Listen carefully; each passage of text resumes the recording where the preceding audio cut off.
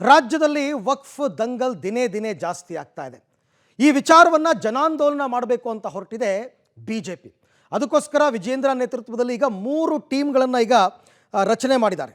ಆದರೆ ಈ ಟೀಮ್ನಲ್ಲಿಯೇ ಬಿಜೆಪಿಯೊಳಗೆ ಭಿನ್ನಮತ ಭುಗಿಲೇಳೋದಕ್ಕೆ ಕಾರಣವಾಗಿದೆ. ವಿಜೇಂದ್ರ ಅವರು ರಚಿಸಿದ 3 ಟೀಮ್ ಬಗ್ಗೆ ಯತ್ನಾಳ್ ಅವರು ಗರಂ ಆಗಿದ್ದಾರೆ. ಇದಕ್ಕೆ ರೇಣುಕಾಚಾರ್ಯ ಕೌಂಟರ್ ಕೊಟ್ಟಿದ್ದಾರೆ. ಯತ್ನಾಳ್ ಅವರನ್ನು ಕಾಂಗ್ರೆಸ್ ಏಜೆಂಟ್ ಅನ್ನುವ ಅರ್ಥದ ಆರೋಪವನ್ನು ಮಾಡಿದ್ದಾರೆ. ಒಂದಷ್ಟು ಜನ ಮಾತನಾಡಿದ್ದಾರೆ. ಈ ವಿಚಾರವಾಗಿ ನೋಡೋಣ. ವಿಜೇಂದ್ರ ಅವರು 3 ಕಮಿಟಿ ಅನೌನ್ಸ್ ಮಾಡಿದ್ದಾರೆ. ಎಲ್ಲರೂ ಪ್ರವಾಸ ಮಾಡಿ ಬಂದು ವರದಿಯನ್ನು ಕೊಡ್ತಾರೆ.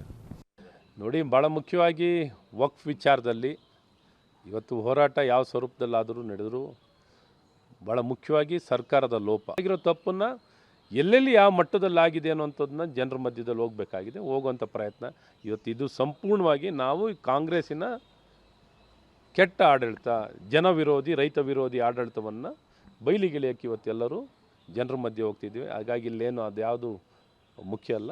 ಇವತ್ತೆಲ್ಲ ಒಂದಾಗಿದ್ದೀವಿ. ಭಾರತೀಯ ಜನತಾ ಪಾರ್ಟಿ ಎಲ್ಲ ಕಾರ್ಯಕರ್ತರು, ಭಾರತೀಯ ಜನತಾ ಪಾರ್ಟಿಯಲ್ಲಿ ಶಾಸಕರಾಗಿರೋವಂಥವ್ರು, ಹಿರಿಯರು, ಭಾರತೀಯ ಜನತಾ ಪಾರ್ಟಿಯಲ್ಲಿ ಸಕ್ರಿಯವಾಗಿರುವಂಥವ್ರು ಬಸವನಗೌಡ ಪಾಟೀಲ್ ಯತ್ನಾಳ್ ಅವರು ಭಾರತೀಯ ಜನತಾ ಪಾರ್ಟಿಯ ಏನೋ ಒಂದು ನೈಜ ವರದಿಯ ತಂಡ ಇದೆ, ಆ ತಂಡದಲ್ಲಿ ಪ್ರಮುಖರಿದ್ದಾರೆ. ಅವ್ರನ್ನೂ ಒಳಗೊಂಡಂಥ ತಂಡವನ್ನು ನಾವು ಮಾಡಿದ್ದೀವಿ. ಅವರು ಬೇರೆ ಏನು 25ನೇ ತಾರೀಕಿಂದ ಮಾಡಬೇಕು ಅಂತ ತಾವೇನು ಹೇಳ್ತಾ ಇದ್ದೀರಿ, ಅದು ಬಹುಶಃ ಅವ್ರಿಗೆ ಮಾಹಿತಿ ಇರಲಿಲ್ಲ ಅನಿಸುತ್ತೆ. ಯಾಕಂದರೆ ವ್ಯಾಪಕವಾಗಿ ಚರ್ಚೆ ಆಗಿ, ಪಕ್ಷದಲ್ಲಿ ಆಂತರಿಕವಾಗಿ ಚರ್ಚೆ ಆಗಿ ನಂತರ ಇದನ್ನು ಪ್ರಕಟ ಮಾಡಿದೆ. ಅವ್ರನ್ನೂ ಒಳಗೊಂಡಂತೆ ನಾವು ಪ್ರವಾಸ ಮಾಡ್ತೀವಿ. ಯಾವುದೇ ರೀತಿಯಾದಂಥ ಗೊಂದಲ ಇರೋದಿಲ್ಲ. ಯಡಿಯೂರಪ್ಪನವರಿಗೆ ಹೋರಾಟ ಕಲಿಸಿದ್ಯಾ? ಇವ್ರು ಯಾರಾದ್ರೂ ಕಲಿಸಿದ್ರ? ಯಡಿಯೂರಪ್ಪನವ್ರು ರಾಜಕಾರಣಕ್ಕೆ ಬಂದಾಗ, ಯಡಿಯೂರಪ್ಪನವ್ರು ಪಾದಯಾತ್ರೆ ಮಾಡಿದಾಗ, ಯಡಿಯೂರಪ್ಪನವರು ಉಪವಾಸ ವನವಾಸ ಪಕ್ಷವನ್ನು ಕಟ್ಟಿದ್ರು. ಇವರೆಲ್ಲ ಎಲ್ಲಿದ್ರು ಅವಾಗ? ಈಗ ಯಡಿಯೂರಪ್ಪನವ್ರ ವಿರುದ್ಧ, ವಿಜೇಂದ್ರ ವಿರುದ್ಧ ಮಾತಾಡ್ತಾರೆ. ಯಾವ ನೈತಿಕ ಆಗ್ತಿದೆ ಇವರಿಗೆಲ್ಲ ಮಾತಾಡೋಕ್ಕೆ?